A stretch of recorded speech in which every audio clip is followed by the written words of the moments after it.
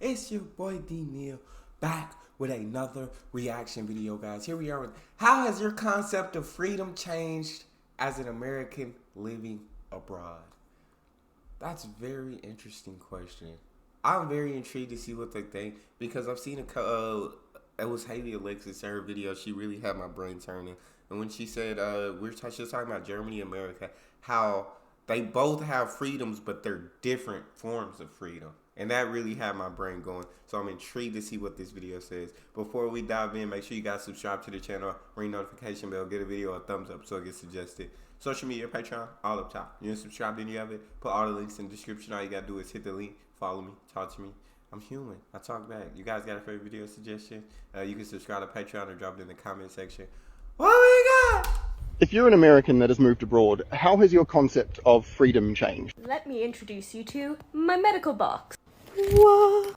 As an international student on a student visa in the UK, I pay £470 as my immigration healthcare surcharge fee. That means over the course of the 6 years that I've lived here, I've paid a total of £2,820 for my healthcare. And that's it.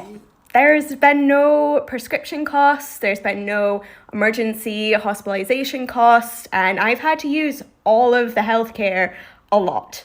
I have endometriosis. It's just £470 a month? And that's for an immigrant. And I've had to use all of the healthcare a lot. I have endometriosis, I've been diagnosed as a celiac while I've been here, and I get food on prescription through the NHS because I can't have gluten. And not having to pay anything extra for my healthcare means that I've had freedom to do things like, I got a cat. If you're an American that has moved abroad, how has your concept of freedom changed? There are a lot of different things I could say for this question, but one of the things that feels very relevant to everything going on in the States as far as the Supreme Court goes is how Ireland changes their constitution.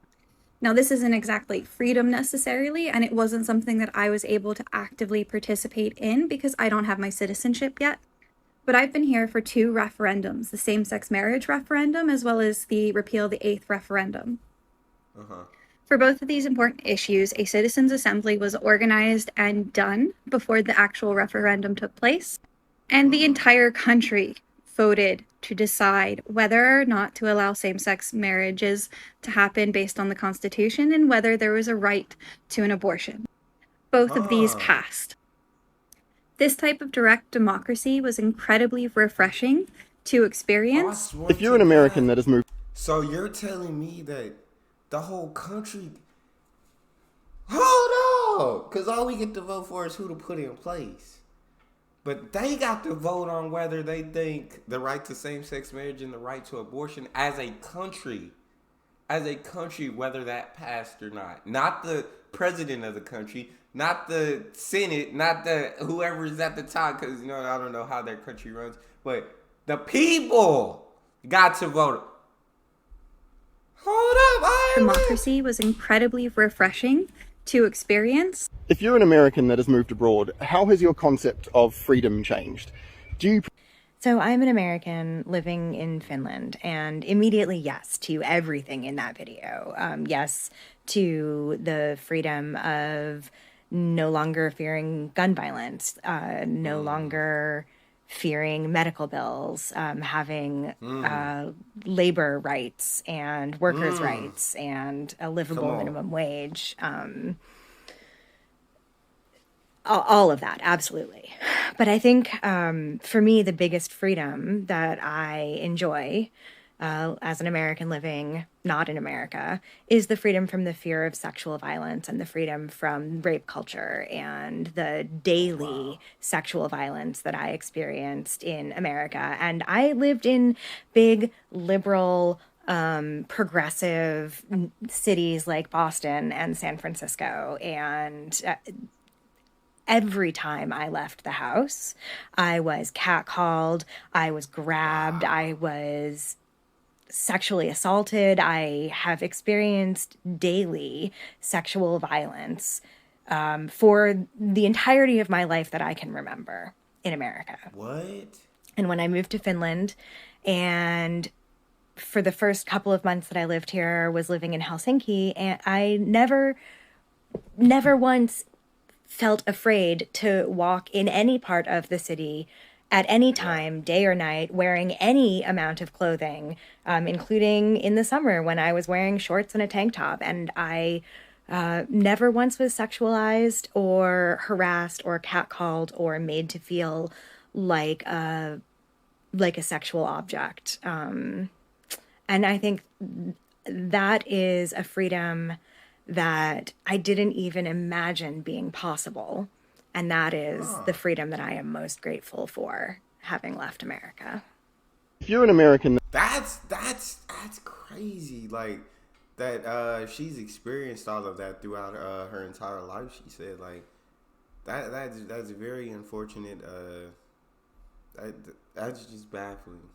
And it's like it's not just her. Like on these videos, you see so many women talking about these kind of freedoms or things that they're afraid of, or being sexually harassed, and all of these things in America. And it's like, it's insane. Like it's ridiculous. Freedom that I am most grateful for, having left America.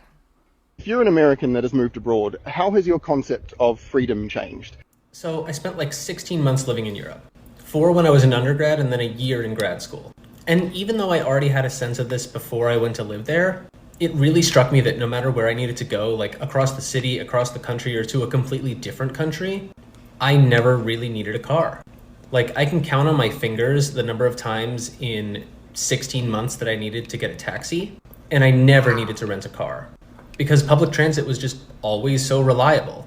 And there's a lot of freedom in that. And here we associate cars with freedom, but that freedom comes at a cost. And it's an even higher cost if you don't own a car. And you've probably experienced this if you've had to like drop your car off for inspection or maintenance. Because while you're waiting to get your car back, you are stranded. You realize when you're on foot just how much of this country is built for cars. And that's a pretty warped sense of freedom. If you're an American that's an absolute fact about cars, yeah. If you got to drop it off for inspection or anything, yeah. You're you calling everybody for rides. You're stranded. You can't really walk to many places. He's built for cars. He was, and that's a pretty warped sense of freedom. If you're an American that has moved abroad, how has your concept of freedom changed? Do you prefer the freedom of knowing that you won't get unexpected medical bills? Do you prefer the freedom of being able to spend more time with your family due to shorter work weeks? Do you prefer the freedom of knowing that the government has minimum employment standards, like guaranteed paid time off of between 20 and 40 paid days off a year, depending on which country you've moved to? Do you prefer the freedom of knowing that if you hear fireworks, you can encourage your children to look out the window rather than questioning whether it's something else you should be afraid of? Do you prefer the freedom of knowing that freedom of speech doesn't extend to unlimited campaign bribes that corporations can invest in politicians to get them to do their bidding instead of yours? So yeah, how has your concept of freedom changed? U.S. citizens that moved. Hey, low key, he was hitting a lot of valid points there. Of yours. So yeah, how has your concept of freedom changed? U.S. citizens that moved abroad. Points. What's your concept of freedom now? He made so many good points. For me, it was realizing that my perception of what makes a good quality of life was actually so low in the view of an Australian that it's a bit embarrassing. I actually met another American, and she's like, "Oh, I find it so easy to get along here. I feel really guilty because my Australians have the opposite. They're talking about how difficult it is." And we really said that we realize it's because we're given so much less. Like imagine making $7.25 an hour and trying to live in a city that is expensive as what things are right now, like particularly a city on the West Coast or East Coast in the States. I don't know if there is a city that you could survive at 720. Not by yourself. By yourself, I don't know if there is one. If there is one, y'all let me know in the comment section. But I honestly don't know how you can survive on your own at $7.25 an hour. Things are right now, like particularly a city on the West Coast or East Coast in the States. or even at $10 an hour, try to get by on that. And so we're just happy that we can like pay the bills on your minimum wage, and it's not stressing us. Like, we're not in debt. The other side of it was I went to university here, and I tell them where I went. They're like, "That's so expensive. How did you go there?" And I'm like, as an American, like, this is a pretty normal cost for university. So imagine it being so normalized that you're supposed to pay through the nose for your education. And then the last thing was the time off. Like, I already work in a good industry in project management here, but I took on another job just because I was impressed by the wages in hospitality. And Australians are like, you need to chill. Like, chill out. Take a break. I swear to God. Take a break. You don't need two jobs. I'm like, no, I don't need two jobs, but like, you pay so well, I should have two jobs. And like, that's terribly American and probably pretty toxic. And then if I'm not feeling well at work, they say go home, take a rest, come back when you're ready. That is unheard of. My managers have always said, suck it up. Like, just do it. So they'll see me like, literally, I look like I've got a foot in the grave. And they'll just look at me and they'll tell me to go home and rest. It blows my mind. I'm like ready for them to fire me because I'm being a little bit less productive that day. Because I've seen that happen. I've been plenty of places in the States I've seen employees get fired because they weren't well and they weren't productive. And they just bring in someone else to fill that space to be exploited. Right. So it's just insane to me. You're used to a higher quality and standard of living here in Australia. The lowest of your low is so high to me, I'm like impressed by it. I'm like, ooh, okay, let's do this. This is lavish.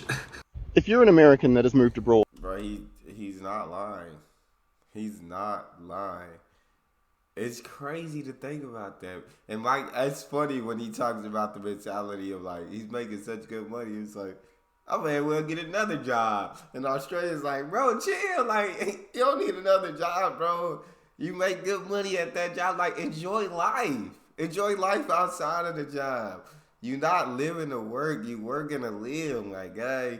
But yeah, that's such an American mentality. I'm going to get another job. I don't have that mentality. I might got a different mentality because I don't even want to work the one job. Let's do this. This is lavish. If you're an American that has moved abroad, how has your concept of freedom changed? My understanding of freedom has changed dramatically since I moved abroad. And it started with unpicking just how much the word freedom is used as a dog whistle in the USA. The concepts of liberty and freedom are repeated so often and across so many channels. They become indelibly connected to this idea that America is the greatest. People come from elsewhere in the world to America for freedom, to the land of the free, the home of the brave. This kind of rhetoric. And it's everywhere, so it becomes kind of part of the fabric of reality. I had to say the Pledge of Allegiance every day for the first 4 years of my elementary school career. The last line of it is, with liberty and justice for all. Facts. And it's not liberty and justice for all.